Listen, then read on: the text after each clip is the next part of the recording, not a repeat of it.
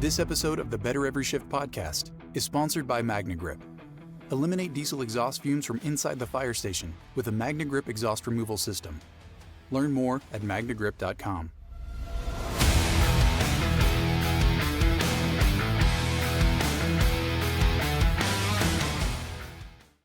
Everybody, welcome to the Better Every Shift podcast. My name is Aaron Zamzow. I will be your host, and a very special podcast today, a very special episode. We're going to reminisce, or maybe shed a tear. We'll laugh a little bit.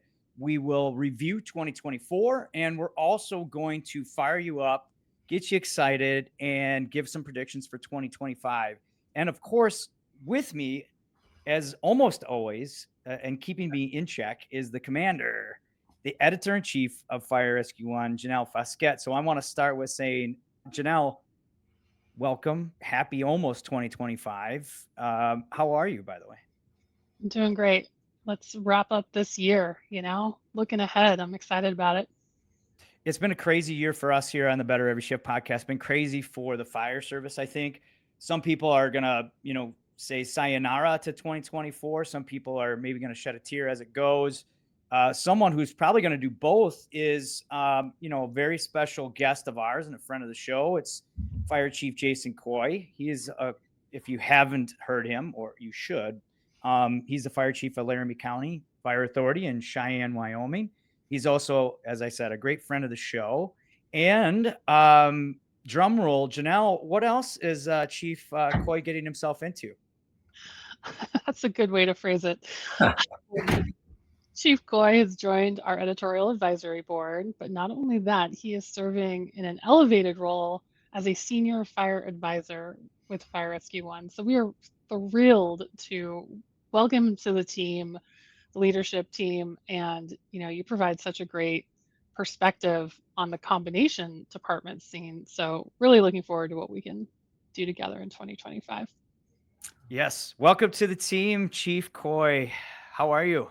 I'm great. Thank you all. It's very humbling and very exciting also to end 24 this way and start 25. So just really looking forward to it. And the senior advisor title, I had to grow out gray hair to play the role. So we're working on it. But yeah, great to be here.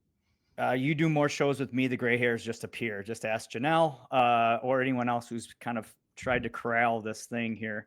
But we're excited to have you because your insights, and you and I go way back. We were part of an original thing we called the boy band between Chief Waldo, you and I, about 12 years ago.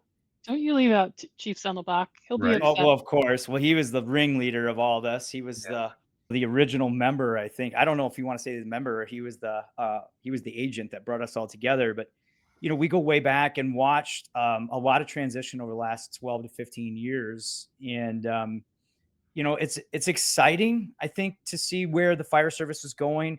But before we talk about 2025, what do you think about, and what will you remember about 2024 in the context of the fire service?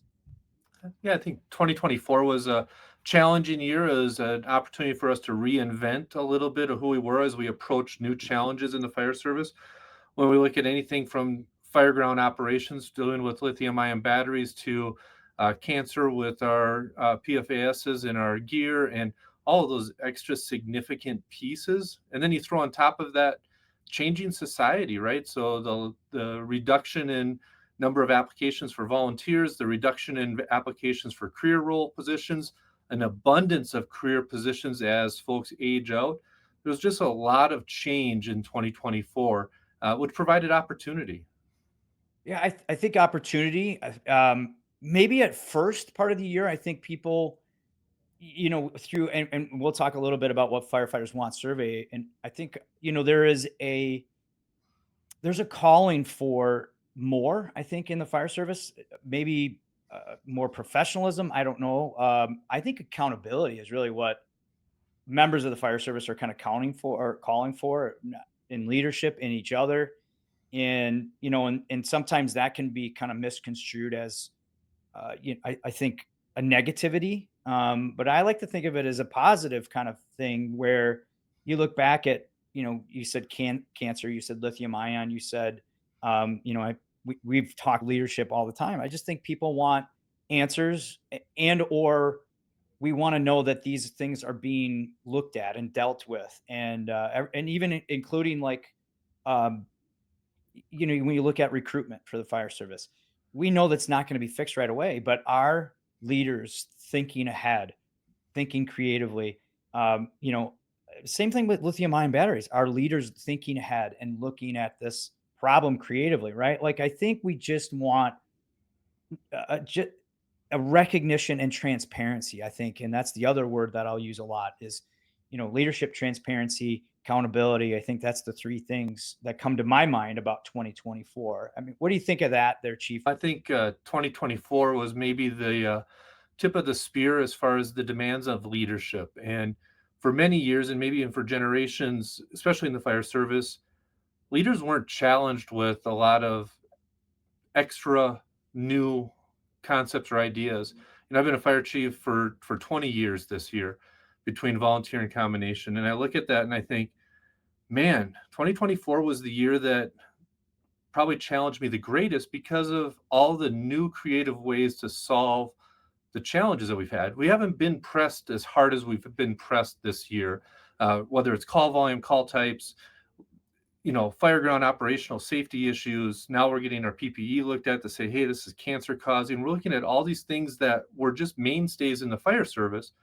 And now we're being asked to come up with solutions for it. And I also agree with you. I think societally, I think the transparency is an overused political term, but our folks, career and volunteer, want to know why. Why do we do what we do? Why do we do it the way we are? Why can't we do it this other way? Those types of things. And as a leader, my generations and those older generations might have just been told, no, that's not what we do. That's not how we do it. That's not how we've done it. And as leaders today, we have to be able to explore why and share why, and why can't we do it that way, and actually look at it. So I think 2024 provided us an opportunity to be creative, and it also laid the foundation moving towards the future to say we are going to have to be better as leaders, looking at new opportunities, utilizing technology, utilizing research as we move forward. Yeah, you and I come from that generation where your dad would say, Jason, come here, or Jason, take out the trash, and you go, why? And they go, because I said so. And yeah. you would do it. And now, and I'll defend that next generation as they say, well, why? And why do I have to do it now? And why do I have to do it that way? Can I do it a little bit differently? What if we just get a bigger dumpster and we put it outside the door? Then I don't have to take it out at all. And honestly, when we were being told just do it now, we wanted to know why, right? But we didn't have the emotional stability to challenge that during those years. So because we knew the outcome. But really, we should have been teaching the whys all along. And if you look back at your coaches and your teachers and your parentals and other influential people in your life, they were teaching us why back then even. So yeah. Well, also because you got this computer in your pocket, that also makes it easy to say, well, so-and-so doesn't take out the trash anymore. They got this receptacle that's right next to this thing, and you can get it on this particular, platform for this much. Why don't we do that? And what if somebody hasn't adapted to that yet? I mean, how can you get that person to kind of think in that mindset a little bit better, at least as a leader?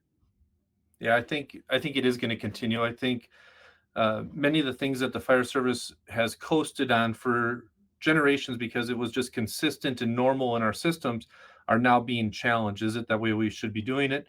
And so I think as leaders grow into coming out of this year and moving forward, if they haven't accepted the reasoning why they have to define what they do, explain what they do, communicate what they do, they're going to be challenged. And I think as a service and as a profession, we're going to see more of that as we grow, because technology is coming at us at such a high rate of speed that if we're not embracing it, we're not understanding it, there's just going to be generations coming behind us that are going to continue to ask even more questions. How come we're not using AI for our medical reports? How come we're not using AI to write our SOGs and SOPs? How come we're not using all these new technologies that can enhance our performance and save us time in many ways and be more efficient and effective, versus that leaders that's going to dig their heels in the ground and just say, nope, nope, nope, nope, nope, nope. No one's going to want to work for them. No one's going to be with them. Today, there are more lateral opportunities for career fire service than ever in the history that I've been around the fire service. You can pick and choose the organization you want to work for based off their culture, their leadership, their mission, etc. That creates new opportunities again for fire departments. I mean, how long until we have nil, like college football or college sports in the fire service, where we're paying folks to come join us to be a part of our team? Yeah. What's the future look like? So departments kind of are already vying for that and doing that. Yep. We're using features, we're using schedules, we're using, hey, we're updated equipment, we're on a 4 shift, we're 4 platoon, we're giving you more time off, we're a 48-hour work week, we're a 44. And I think on the why question, though, the other part of this, and I'm going to throw the responsibility back to the rest of the fire service, firefighters in the field, fire officers in the field, there's also a why for our citizens. Right. I think our citizens and the communities are all of a sudden questioning some of the stuff that we do more than they ever have before. Are you seeing that too? And would you agree? Yeah, I think obviously the political environment has changed, which is driven by our communities, our local communities.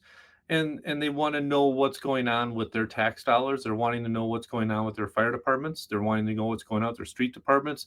They're probably a little bit more engaged than they have been in a few decades. And because of that, as organizations, we're going to have to open up our doors more. We're going to have to show them what we're doing and explain what we're doing and hear from them. That community outreach piece becomes huge for fire departments today. Yeah. Well, you're walking banner for your department, right? Every firefighter, I think if they're going to take anything from this other than, maybe, a couple of jokes here and there, but the biggest thing is the message that I have. And I think my crew gets it really well because I'm very fortunate. My crew is very local. Like they live around the neighborhood. And, when we're going to the store, they're seeing their neighbors and they're constantly a positive kind of enforcer for the fire department, meaning like they're always nice, explaining what's going on, saying, yeah, we're busy. I mean, that's the other thing that I think, you are your best marketer for your job. And if your community doesn't seem to support you, are you informing the community that you're up at 3:30 in the morning, helping somebody? Are you informing them that, yeah, we don't have the ambulance coverage we need in certain areas? Are you explaining that it's not like Chicago Fire and it's not like whatever other fire program is on? Like, I think that's also the responsibility of the front line, is to advocate for ourselves, which we've never had to do, right? Like that is a new concept for most in the fire service, right? Yeah, and I think to build on that, Zam, one of the transition periods with the firefighters, volunteer and career, is it's becoming more of a job to them and less of that passion and engagement. And so they're not living in their communities in many cases. They might be living an hour or two away or in a different state. On top of that, they're wanting their time off, right? So recently I had a salty old fire chief say to me, they're just not into it. And I go, well, is that okay? Is it okay that they're not into it when they're off duty like we were? And it is. What I need them to be is into it when they're on duty, when they're on call for a volunteer organization or on shift for a career. Then I need their full attention.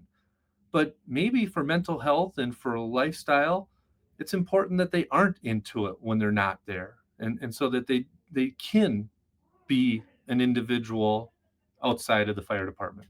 Maybe it's healthier. I don't know.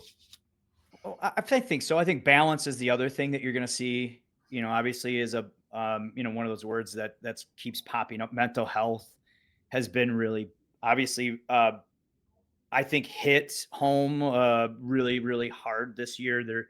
You look at the number of seminars and surveys and conferences about it. And I'm not negative on it at all. What I really think, when I think of 2024, I do think mental health comes up, but I still have the silos picture in my head that we are still battling one thing at a time. Like still have these silos, even between organizations within the fire service.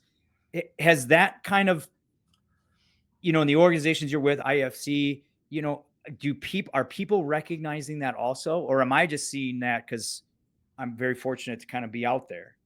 There's probably more energy and like you were out in different areas of the country.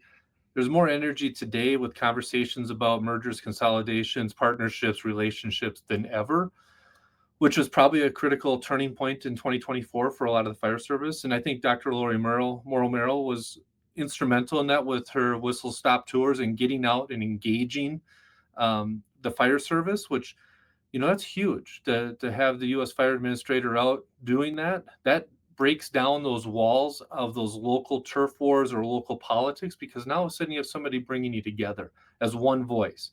And so I think for 2024, if we were to take anything away, is to carry that message that we're stronger as one unit, regardless of your little community or your big community, your small department or your urban department.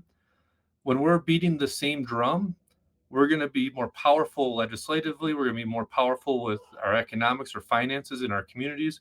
We're going to be able to do more. And that's that one voice message. So that's a takeaway from 2024 for me. Yeah.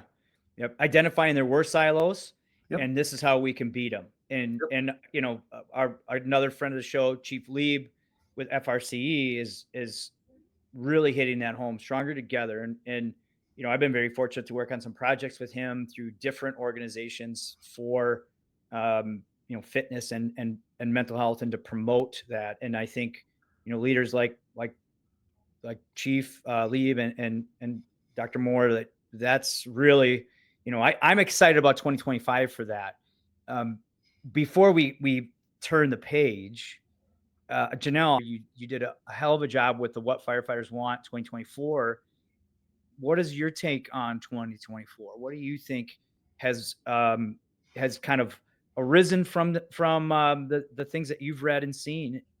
Well, I absolutely echo what you've both said. And, Chief Caughey talking about essentially the one voice message. That was a huge takeaway. Having been at the summit, it was just a really inspiring event overall, and seeing everyone's passion was just phenomenal. But in addition to that, to go to what you're talking about, Zam, with the silos, it's, everything is interconnected. That comes up over and over and over again. We see it in the What Firefighters Want survey. We see that people are concerned about their leadership. They're concerned that their leadership are not connected to the line personnel. And it's also showing that too many people are reporting that their fire chiefs are not prioritizing recruitment at all. And poor agency leadership is having a huge impact on retention. So like all of this is interconnected. It's all impacting each other. And we can't just be focused singularly on one topic at a time. There's a systemic issue happening here with the recruitment retention issues, and it all goes back to the top. So seeing, the big takeaway, 76% of people from our survey said that they see problems with leadership at their department at any level. This is not just about the fire chief, but that's huge. And the reason we focused on poor agency leadership was because it kept coming up as a theme in the previous two surveys.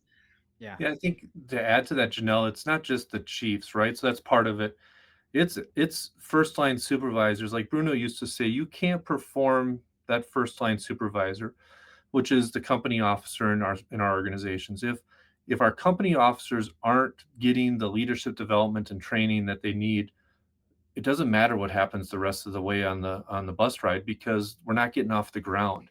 And so those firefighters are becoming dissatisfied, disgruntled, feeling like they're not heard, feeling like they're not cared about right off the bat, because we're just not providing, as senior leaders, we're not providing the opportunity for those frontline, first line supervisors to get the opportunities to lead and train. And our systems don't always acknowledge the right way to identify those people to be those frontline leaders. So there's a lot there that for us to swallow and dissect and work through. Yeah, and I'm curious too, with everything we've just talked about in 2024, when you were traveling, both of you travel quite a bit. Did you feel like the right people are talking about the right things in the right places to actually change some of these issues?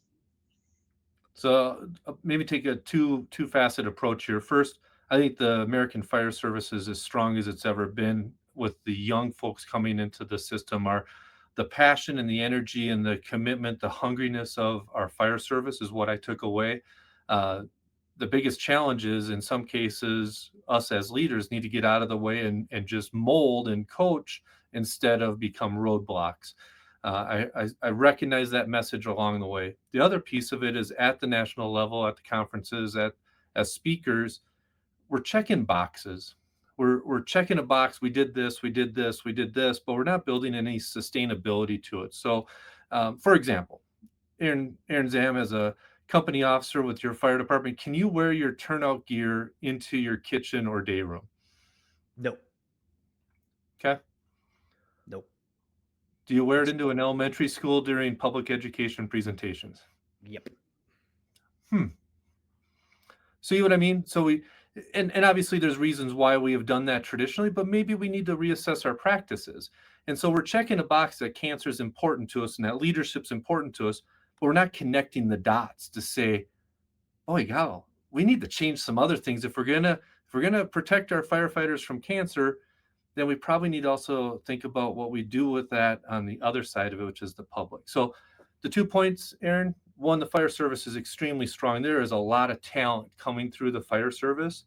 Two, we need to step out of the way in some cases. We need to become coaches from the sideline or coaches from the press box and coach instead of being a roadblock preventing them from growing. And then three, quit checking boxes.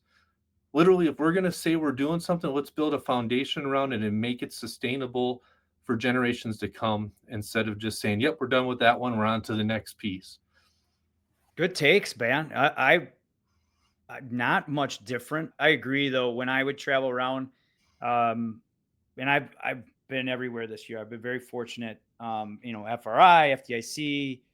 I also went on a tour with FRCE and was very blessed to presented at FDNY, presented at Orange County Fire, presented in Champaign, Illinois, Gilbert, Arizona. I was a lot of different places, and the passion that I saw, the number of people that stepped up, and were really, a lot of the things that I talked about were building resiliency. We're talking about mental health, fitness, and nutrition, and the fire service is thirsty for that knowledge, and there's a lot of very smart people that are doing some really creative things. So there are some really good, just some great conferences out there, and you're seeing that young energy. But I do also see the old, we're stuck in our ways. And I'm going to call out a couple people. I'm at FRI in Dallas, beautiful place, beautiful facility. There is a line about 15, 20 people deep, and it's around this corner, right? So I'm like, oh, it must be free coffee. I walk around the corner and I damn near lost it. It was a line for the damn escalator. And here are all these chiefs saying, we need more fitness. We need, we all need to stand together and get more active. And we need to do these things proactively for our health and our wellness. And here they're all standing there like a bunch of herded animals, waiting for an escalator to go up 2 flights of stairs. And now people are like, oh, Zam, you're being dramatic. Yes, I am, because it's about ratings, number one. But number two, hear me out. What you had said about we need to stop checking boxes and put our money where our mouths are.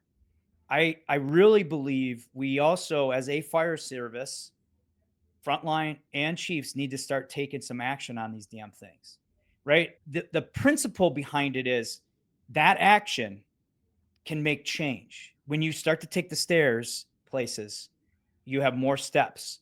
You start embedding that movement and into your daily lifestyle. Same thing with cancer, right? When you start wearing clean gear and when you start taking notice of the different exposures that you have, right, that culturally becomes the norm. And to your point, let's not just pick and choose where we want to be healthy or pick and choose when we want to be professional. Lead by it, live by it. And I think act on it is the other part of it. So I hear a lot of great things at these conferences, and some there's a lot of action, some there is not. We know the data. We know we need to do things. And that, I think this will lead into so PFAS in the gear was a big topic. Now, I don't think that's going to be resolved in the next year. What I'm reading on it is be careful what you wish for, because if we start taking all the PFAS out of the gear, we're also going to change structurally the way that we fight fires.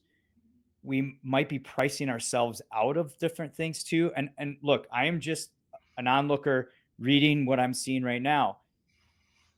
The main point that I get fed up about is somebody's chewing tobacco and then saying they don't want to wear their gear because it's got PFAS in it. And I want to slap them aside the head and say, really, look in the mirror. Look at what you're doing. Control what you can control. And that goes back to the action side. And I'll step off a little bit here as Janelle's like, wow, we got him fired up on this one. But right, like, so, and I think that's kind of what you're saying, Chief, not to put words in your mouth, but right, like, that's a prime example. It's every level of our organization. We have to take responsibility for it. Taking action, I think we all have been taking action, but maybe we haven't been efficient with those actions, and we have to narrow the focus in some ways because we're getting asked to do everything, right? Mm-hmm. And so if we narrow that focus, we can improve the efficiency of it. And I think that's just comes back to what Janelle highlighted with the survey was it's leadership. We need leadership at all levels of our organization, and we need them all going in the same direction. Doesn't mean we have to be agreeance on everything, but we need to be going in one voice, one direction. Yeah, and I want to call out a conference where the leaders are walking the walk, right?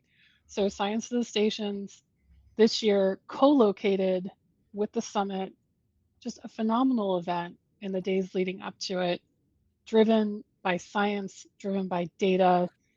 And it was such a unique conference, totally different from any other I've attended, where they do the Fred Talks, there's these short firefighter TED Talk versions and, like quick hits. But, again, coming back to Chief Lieb with FRCE, he had the leaves with Lieb every morning. He would get up and go for a walk, and anyone who wanted to go for a walk with him and just talk about whatever, like what a great, such a small little thing, but to schedule that into the program, and then of course, poor Chief is like running back to his room and shower and change before he has to like introduce the whole event.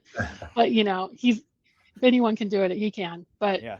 It was just such a phenomenal event where you can just see that people are thinking about what's next and not how we've always done it and where the change comes. I have the Nerd Stock agenda and program and the Women in Fire program that just sit on my desk with the summit program all the time because I'm still, it's been months and I'm referencing them, looking for great authors, great topics, making sure I'm following up with people from the show because it was unlike other events I've been to for a really long time.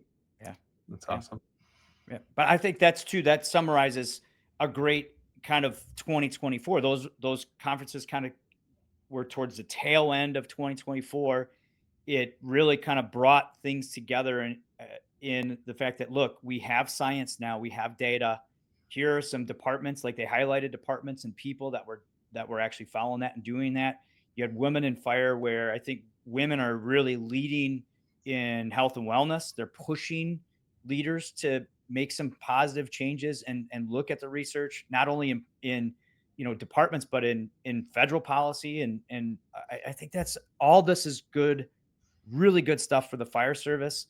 We had Chief Alconis on with UL, who UL just continually is pushing the envelope on data and research. And they're really, as he said, they're doing like 65 fires or something like that on UL or on lithium ion batteries. I mean, and so we're digging into this research and believe it or not, folks, we're almost to a point where we're starting to be proactive about things. Breathing in diesel exhaust fumes is like walking into a fire without a mask. Protect yourself with MagnaGrip, the easiest, most reliable exhaust removal system that features a true 100% seal to eliminate diesel exhaust fumes in a snap. Visit magnagrip.com to download MagnaGrip's free grant guide with expert tips to solidify a grant for essential safety equipment, such as MagnaGrip's exhaust removal systems. That's magnagrip.com to download the free guide. I think one of the main positives, I think the seven sister agencies, right? So the IAFF, the IAFC, the MVFC, all of them are working towards change. I think from my meetings and my involvement in those organizations, I'm seeing from that very high perspective organizations saying, "Hey, we have to evolve and we have to do it a little bit different." And as a chair member of the volunteer combination office section of IAFC, I'm seeing it there. We're saying, "Hey, we've always done it this way, but we're recognizing we have to do it differently." Even our conference in Clearwater every year, the Symposium in the Sun, we're saying, does it still fit today? And do we have to revamp how we meet the needs of our customers in this case, which is the volunteer combination section? So I think the closeout 24, I think 24 was maybe the start of a turning of a page of a new chapter in a book for the fire service. And I think the agencies, those seven sister agencies, are leading the charge in many of those because of the line folks pushing for wanting to know why, wanting to grow, wanting to go past what we're doing today. And that's what we're about on this program. Yeah. Pushing a little bit, giving people a little bit of information. 2024 might have been challenging in some ways, but if you are looking for something, right, there are probably more things to be grateful for. There's more positives to come out of it. I Googled top calls of 2024, fire calls. There were some unbelievable rescues. There were, again, a lot of saves. There was a lot of talk about search that we haven't even, dug into, about, finding people that have been isolated, in houses that you would normally think, no way, through, vent, enter, isolated searches. There were, some really large scale events that were handled really, really well, from the bridge collapse in Maryland. Right. Like, we're seeing some unbelievable situations, hurricanes coming in, flooding coming in, but look at how people come together, how the fire service is in the middle of communities coming together and making positive changes and making a positive impact. And I think that's why we joined the fire service. And so if you think anything about 2024, think about, as Chief said, this is a positive turning the page. And there were a lot of things to really add to that. And that's my biggest thing. I mean, personally, my crew made a save. And one of the calls that I always remember is, I have a medic that's 20 plus years, almost 25 years. He's retiring. 3 a.m, we got our butts kicked all day. And my crew at 3 a.m. is picking up an old lady who was just in really dire straits. She was covered in things like we all know. And I saw the compassion and the caring for this individual, and I was floored.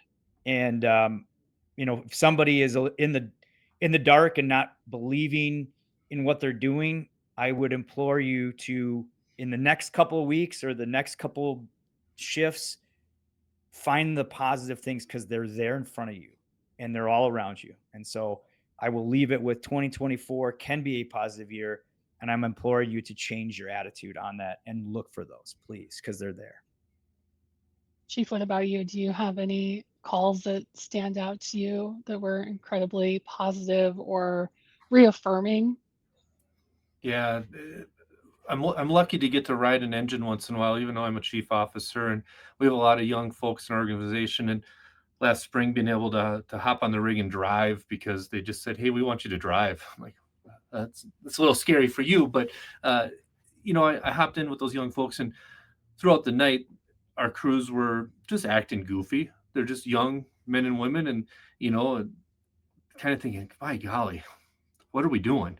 And the tones drop, and we go on that call, and it's a cardiac arrest. And the way they performed in the apparatus, as soon as they got in the apparatus, they were focused, they were pinpoint, they were on point, they were communicating. You're doing this, you're grabbing the Lucas, and when they got there, the outcome was outstanding. And I stood back and I thought to myself, you know what? We need to give them some grace. We need to give more latitude for them to be individuals when they're at the station within reason, because they will perform if we trust them. And so that was one of them. And then wildland events across the western part of the country have been just absolutely crazy this year. We had an early spring wildland event March 1st, 6,000 acres with hundreds of homes threatened. And to watch our folks respond to that event, manage that event. We had 44 agencies participating with that within the first 3 hours. It was incredible to see how our people in all organizations that participated, but the level of care, the level of concern, the proficiency and the efficiency of their skill sets, I'm blown away. And that's why I go back to looking back at 2024. The fire service is healthy. We have good people and great organizations doing really good work. Yep, probably the greatest challenges we've ever had financially, recruitment, all those things. But if we don't remember how good our people are, any Fortune 500 company would die to have the level of passion and energy and knowledge and expertise that the fire service brings at all levels. So let's not forget that as a fire service moving into 2025. Yep. Janelle, what's our job satisfaction rate from the surveys? It's held steady 3 years in a row. You're talking about the would you recommend question, right? Yeah. So it's holding steady 35%, give it a 10 out of 10. Right. So And it's really fascinating though, because people have their complaints, but then in the free text section, everyone says best job in the world best over job and in the over again. world. Yes. And I think Don't that's forget a it. great way to summarize 2024. Remember that. And if you're losing that, step back, look around, right? Well, I had that question asked to me the other day by a young company officer in an organization that they're struggling, nothing serious, but they got some challenges there. And he asked, what do you do when you start to wane and think maybe the grass is greener someplace else, or maybe I should go into a different profession? And I asked him to focus on, or I suggested to focus on, what do you like about the job? What is the reason you're doing it? And focus on the positive pieces, because it's easy for everybody to complain. It's a lot harder to find solutions, and it's a lot harder to stay positive. So when you start to feel that draw into the sinkhole of complaining about everything, maybe write down on a list of piece of paper or on your phone, type in a bunch of notes that say, what do I like about the job? And focus on those and let those carry you through those harder times. Yeah. You could email us at bettereveryshift@firerescue1.com and I'll read them. So give us a story that you'll remember in 2024. Give us something that you're positive, or remember that's positive, and maybe we can make another show out of that, because I love reading those, and that's what keeps me charged up.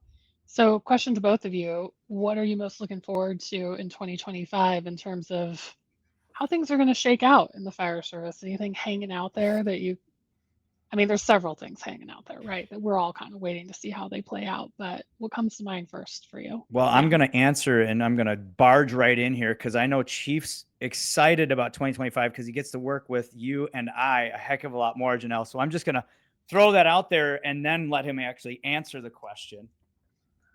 You just stole my thunder. Obviously, I'm excited about that, but more importantly, I'm excited about the future brings. I am really amazed with the up and comers in our system, and being able to facilitate and grow our folks. So, in every organization that there's good leadership in, I think challenges that come forward for 2025 is I'm really excited to see what the outcome is of the OSHA standard. Where is that going to go? That's a highly controversial piece right now that's got the attention of many organizations, whether or not you're an OSHA state or not. And there's a lot going on there. The positives of that, I'm just going to hit on, are about firefighter safety and well-being. So that's the positive. The negatives, it's unfunded and mandated, and so we have some challenges there. But OSHA's that's going to be interesting. Other thing I think is that you're going to see a rejuvenation of a lot of the national shows. So all those national vendor conferences, I think, are also in that same turmoil of change right now. And you're going to see a lot different presentations and energy applied to the education process as we grow forward, which is going to be huge. And then finally, technology. I think, boy, AI. I look at technology and what it can do for us, and we have to be open-minded enough to look at the use of technology and science and research and data. I think NARIS coming into impact this next year is going to change the info system, which we've known for a long time. Yep, there's going to be glitches. It's like buying a brand new fire truck. You know that brand new fire truck is going to be in maintenance a handful of times the first 6 months because it's just new. That's going to be NARIS too. but there's going to be opportunities for us to capture data that we've never been able to capture before and actually use it to help us with finances, to help us with staffing, to help us with all those other pieces. So those are the things I'm really excited about for 2025. So, Jason, you mentioned the OSHA standard and firefighter safety. One of the big themes that we saw this year was this debate around safety culture and being a culture of extinguishment and a culture of safety. And can they, are they mutually exclusive? Question mark, right? I'm curious, Chief, if you think that this debate is going to continue and continue to be division, or do you think we're going to come to a consensus here on what this means? So there's a difference between aggressive and reckless. And I think that's the line. In organization, it's a local conversation that you have to have within your organization. What are the capabilities? What are the threats? What are the staffing model? What are the response models? What are the partnerships? All those pieces influence that safety culture. I have a hard time recognizing that any organization isn't aggressive. Just because you do it differently doesn't mean that you're not aggressive. Take our good friend Tim Senelbeck's department and my department. We do some tactics that are different. It actually makes us more aggressive in many ways because we're having to search without good ventilation. We're having to search without good visibility, but we're able to keep the fire smaller, which provides more opportunity to get inside. But that could be construed as not as aggressive, but it also is very aggressive. So, Janelle, to answer your question, yes, I think aggressive search mentality, safety culture is going to be a continued conversation. I would just challenge all of us to take the 30,000-foot perspective on it and realize that there's reckless operations, there's safe operations, and someplace in the middle is where we need to be based off of what your local environment is, what your local response is. So, yep, let's keep talking about it because it's good for the fire service to challenge what we're doing. But we also have to keep the safety piece in there too, because we do have a responsibility to our, my mom cares if I come home at night. I don't know if my wife does always, but my mom, right? So The dog does, yes. my wife does too. But we owe it to our families and our loved ones to operate as safely as we can, knowing that there's risks associated with this job. Our job as leadership is to control what we can control and still meet the mission needs. So yeah, there's going to be conversation, and it's good for the fire service to continue to have that into the Yeah. future. Yeah, it's such an interesting topic because it's very nuanced, and how much of it is just a matter of terminology, right, and semantics, and then how much of it is truly a difference of tactics. 10 years ago, we were talking about transitional tack, and everybody thought that was whatever. But 40 years ago, that was the common practice because we didn't have SCBAs and turnouts to get us inside structures. So these issues, these conversations are historically just repeating themselves a little bit, but there's a new flavor to it because there is more data to support certain components of search and certain components of risk management. And it's our job as organizations to decipher that and make it fit for our own local organization. Yeah, great Yeah. point. Well, the term, and Janelle, you hit on it. It's sometimes some chiefs don't like the term aggressive, right? But when you look at it in athletics, there's a lot to that term. It's calculated, it's educated, it's aware of your environment and your surroundings. And if you make a, a decision based off of those things, it's not reckless. Now, if you just go in and we're just doing this because we always did, well, then you're not aggressive, you're reckless and you're Yep. dangerous, right? And you go back, that's right, I am dangerous. Well, in the context of fire attack or search, knowing building construction in your area, knowing certain dwellings, knowing fire dynamics, right? Understanding how you can buy yourself time in by closing doors and isolating yourself, knowing your equipment, and then knowing your crew and who's with you and training. To me, that's all part of a safety culture, which will allow you to be aggressive when needed, and also to be able to pull the reins when you're outmatched or when you know that you shouldn't be. And I think the hard part is that as firefighters, we don't do that second part really well. We don't pull the reins back, and that's where we have I think that's where we have to learn. But, to me, aggressive is not a negative term by any means. But to some chiefs, it scares them. And I understand that part of it too. Right. So it's going to be a great thing to debate. I'm excited to have some podcasts about it and debate it with, certain chiefs and organizations. But I think we would all agree that an educated, fit, right, firefighter that Thinking understands firefighter. Yeah. thinking firefighter, and you give them, right, the reins, as Chief was saying, trust your people, right? So train them, trust them, and let them go. Yep. And maybe that's what we go with in 2025, right? Train them, trust them, let them go. Because, yeah. I think that's the headline up for your next video, There you Sam. go. I think so, and I'm also ready to thrive in 2025. Yep. So, let's bring on the conversations. Let's have discussions. Let's have people that don't agree with me or with each other, but listen, actively listen, communicate, and work together to make this whole thing better. Not every shift, every day, every second, not just every shift, every day, every second, right? So great question though. And I think the safety culture thing will be really brought up. As Chief mentioned, lithium ion batteries is still going to be talked about. PFAS and gear is still going to be talked about. Leadership, believe it or not, ain't going anywhere.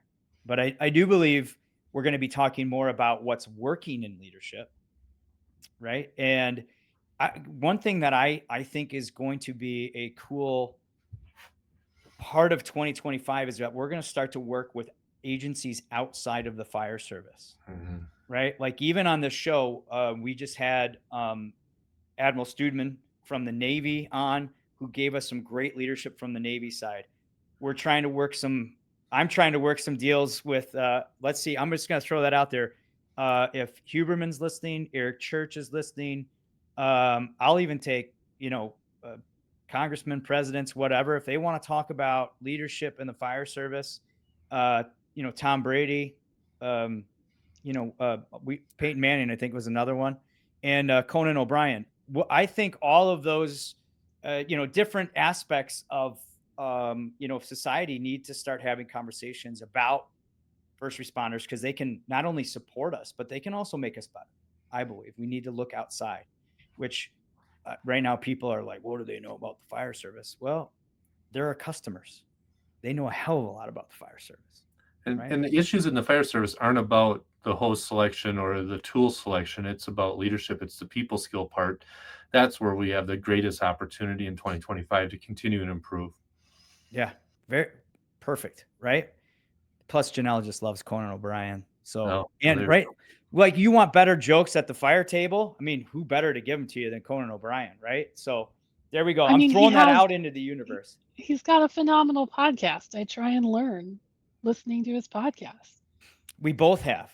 I think you've learned more than I, but we're getting a little bit better, right? And I think that leads us to one of the final questions, which is, which was one of the biggest topics of 2024, and I think it still will be in 2025, is how can we recruit more people to not only to the fire service, but maybe even just to the mindset, the misfit mindset of working to improve. Yeah, I think recruitment and retention is going to continue to be a huge one, right? And I think, unfortunately, I think it comes right back to leadership again. If your organization is struggling with recruitment and retention, there's obviously a lot of factors, but the first factor you need to look at is what's your interior culture? What are your folks saying about your organization inside? Second, maybe you're the roadblock. And you hate to say that, but sometimes we all outlast our performance in the system, and maybe we haven't evolved the way we needed to. I know at some time my shelf life is going to end here. Hopefully it didn't end yesterday. Hopefully I got a little bit longer to go. I'll tell you when it does. Don't worry. Please. But as organizations, if we're not reinventing how we market, how we grow, what our culture is, identifying our culture, I think we're going to continue to see challenges. We went through a phase a couple of years ago where we rewrote all of our interview questions and looked at how we scored our interviews. Recently, the neighboring fire department, which is a state agency at the airport, did the same thing, and they're changing their hiring parameters, not lessening them, they're refocusing what they're focusing on as far as what's important. And it's the softer people skills, and less important is the technical skills. If they came with firefighter one or came with EMT, they said we can train them on those things. But we want people that are good people, that are here for the right reasons, that are participating in the right reasons. And on top of that, I'm looking at the federal agencies. The federal military has opened up direct hires. So instead of having a hiring process where you test and have a couple hundred people on a list, they're literally saying, I want you to apply for our organization. You're doing a great job with that volunteer company, or you're doing a great job with that ambulance service. We want you to apply, and we're going to direct hire you. So I think the fire service is in a transition in many parts of our country, but it all comes back down to leadership. It all comes back down to culture, and it all comes back down to having a vision of what you want for your organization. Janelle, what are you reading on that? What organizations are doing well with that? You get a lot of different, articles, and you have a lot of conversations. What have you been hearing? Who's doing it well? There are a lot of groups that are doing it really well. I mean, we already mentioned the Science Alliance group that runs Science to the Stations, FRCE, of course, which you are an integral part of now. A lot of the different sections at the IAFC are really passionate about what they're doing, and no matter what is happening around them, they are just pedal to the metal, still just chipping away at their areas of focus. Women in Fire was a phenomenal conference that I went to earlier this year. So many great ideas. Yeah. But to answer the second part of what you were talking about a second ago, Aaron, how do we continue to get people staying passionate? I think just dovetailing on what Jason was saying, with Science to the Stations, it was all about finding your people. I wrote an article about it when I got back because I was so moved by the passion of this group of people trying to connect with their fellow nerds and misfits and whatever we want to call them. Right. But be a part of that. You got to show up. Yep. And that's what we do here on the show. Obviously, we hammer home some of the same things, but we got to just keep making sure people hear the right message, and that they know that there are people out there who are like-minded, and find your people. Yeah. Right. I believe that, to kind of summarize what both of you guys are saying, Chief is saying, find your people, find your misfits, and that's going to lead to finding more misfits. Mm-hmm. Right. So let's rely on each other to build each other up and get better, and stop eating our goddamn own. Sorry. That's the last thing I'll say about that is, I see that a lot when we talk about, recruits and new people coming in. We have a tendency to eat them. And I guess that's one of the questions I have for you. This is somebody who is listening to this, who is maybe joining or thinking of joining. What's some advice we can give to that next generation that's just starting or thinking about starting? Boy, focus on what's important, and be active, be part of it. One of the big messages that I've been trying to preach to our organization and around the country when I speak is, you got to get out. You got to go out, you got to visit, you got to reach out to people, you got to talk to them, you got to learn. And bottom line, if you're passionate, there's other passionate people around there, and you'll find those opportunities to grow. But if you stay huddled in your own neck of the woods and don't see the rest of the American Fire Service or the worldly fire service, you won't know what you don't know. So I challenge you all, get out and see the world, get out and experience other organizations, find other like-sized organizations, and say, hey, maybe that might work here. And instead of eating our own, ask them why. Why do you do it that way? Why don't you do this? And our job is to learn. So be hungry about the fire service, and get out and experience it. So that's my advice to the new folks coming in. All right. Last thing, give me 2 hot seats. We're gonna combine hot seats, and I'm gonna take control of this, and it's gonna drive Janelle nuts. I know it, because I'm just going off script. I know she doesn't. She loves it. So I want 2 questions. I'm gonna ask both of you.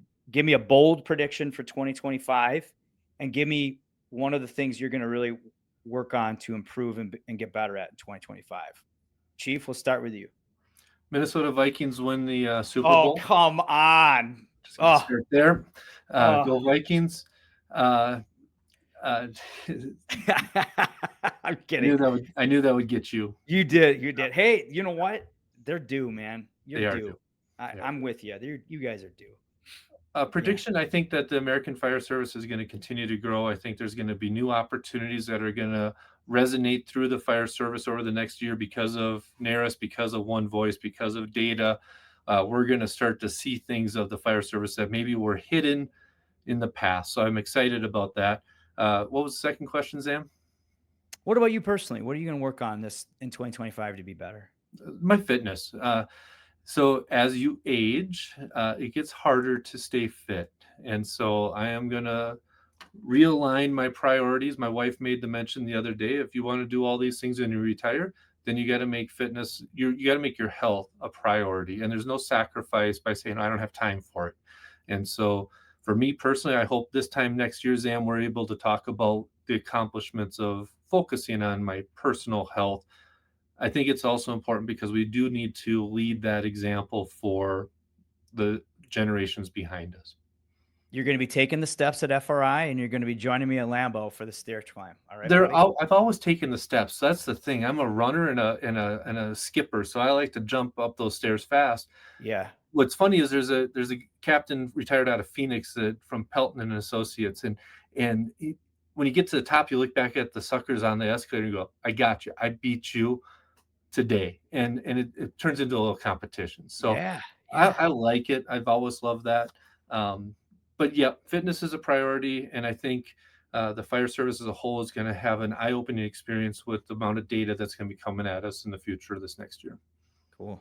Great prediction. Commander, you're in the thick of this. I want to know, what do you see a bold prediction for 2025, and what are you working on? I guess following Jason's original prediction, I'll go with the Oregon Ducks winning the national championship. That's Okay. possible. All right. Yep. Very possible. Boom, boom. Go Ducks. Big Ten now, so we all have the common bond of the Big Ten. Right? Oh yes. my gosh, it's so wild to not have the Pac-12. But anyways, okay, true bold predictions. I don't know how bold this is, but yeah, AI. I mean, we have to lean into this. We have to talk about it more. There's a lot of resistance. There's a lot of confusion, frankly, about what it is. And just kind of taking that first step, we really, really need to push chief officers, especially, to take that step and find out and explore, ask questions how it can help your department. And I think we're going to make some serious headway if we can actually do that. For me personally, again, similar to Jason, it's fitness. I already have one of my Christmas presents, which arrived early, which is a TRX. Ooh. Awesome. Nice. Yep. Yeah. Yep. Good for you. Perfect. So new tools, though. New tools to help is always fun. Right. It's like the new pair of running shoes. They work for a reason, you have to, kind of find that piece that motivates you just to keep you going. So great stuff, you guys. Appreciate both of you. Thank you, Chief, for being here. Janelle, Commander, boss, I love you to death. Thank you for believing in me. You too, and buddy. Another great year. My prediction for 2025 is that we'll be here for the entire 2025, and hopefully the band of misfits will grow a little bit bigger with the help of the listeners. But we're going to try to put some things together for the listeners to help them stay on track with their health and their fitness and their self-improvement journey. And, for me personally, that's what I'm going to do. Get my master's this year and, just trying to improve. And again, my gratitude to you guys and to the listeners for sticking with us. I'm super, super grateful, as mentioned earlier, to be here, to be a voice, to be able to sit in the seat and talk to wonderful people like yourself, Chief Caughey and Commander. You guys keep doing what you're doing. Look forward to our next conversations. And with that, thank you for being a misfit.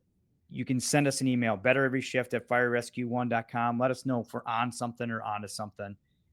From the bottom of my heart, thank you for a wonderful, wonderful 2024. I'm excited for 2025. Please keep listening. Please keep sharing. And most importantly, keep learning, doing, and sharing something to make you and those around you better every shift. Thanks for listening, everybody.